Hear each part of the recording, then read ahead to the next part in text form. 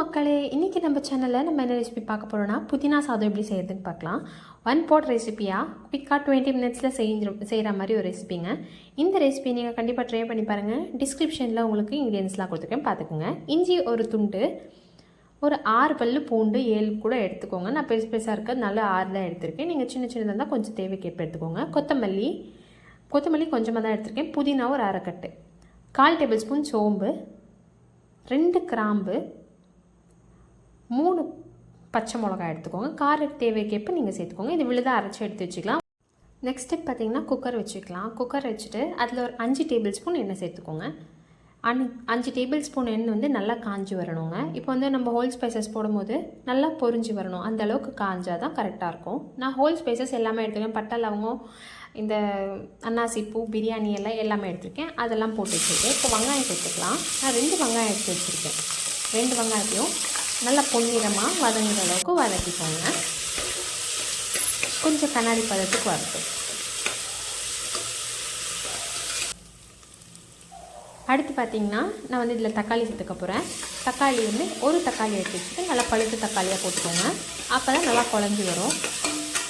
இது நல்லா குழைய வெந்து வரட்டுங்க. நெக்ஸ்ட் பார்த்திங்கன்னா நான் வந்து அரைச்சி வச்சுருக்கல அந்த விழுதை சேர்த்துக்க போகிறேன். நம்ம இஞ்சி பூண்டு விழுதெல்லாம் சேர்க்க தேவையில்லை. ஏன்னா இட்லி இஞ்சியும் பூண்டும் சேர்த்து தான் நம்ம அரைச்சிருக்கோம். ஸோ இது அப்படியே நல்லா வணக்கி விட்டுட்டே இருங்க. இது கலர் மாறி வரணும். இல்லை நீங்கள் வெஜிடபிள்ஸ் கூட சேர்த்துக்கலாம். நான் வந்து பட்டாணியும் பட்டர் பீன்ஸும் தான் சேர்க்க போகிறேன். பட்டர் பீன்ஸும் பட்டாணியும் உரிச்சு வச்சது நல்லா கழுவி அலசி சேர்த்துக்கோங்க. இதையும் நல்லா கலந்து விட்டுக்கோங்க.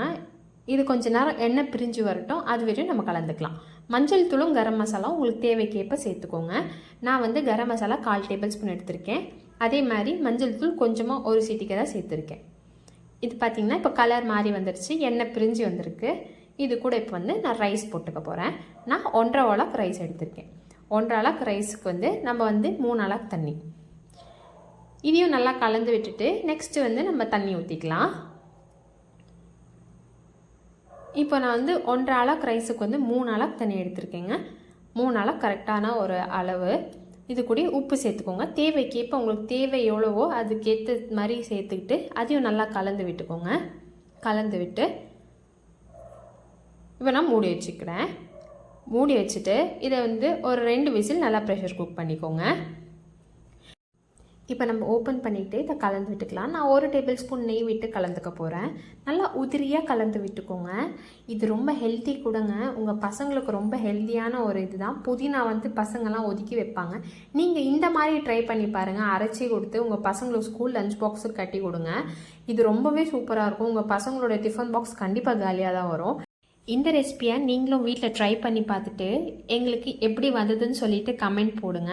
அதே மாதிரி எங்கள் சேனலுக்கு அப்படியே லைக்கும் பண்ணிக்கோங்க. நீங்கள் நிறைய பேர் எங்கள் சேனலை வந்து சப்ஸ்கிரைப் பண்ணாமல் தான் பார்த்துட்ருக்கீங்க. நீங்கள் சப்ஸ்கிரைப் பண்ணாதாங்க எங்களுக்கு ஒரு ஸ்ட்ரென்த் கிடைக்கும். கண்டிப்பாக சப்ஸ்கிரைப் பண்ணிவிட்டு அப்படி பக்கத்தில் இருக்க பெல் ஐக்கானையும் கிளிக் பண்ணிக்கோங்க. தேங்க்யூ.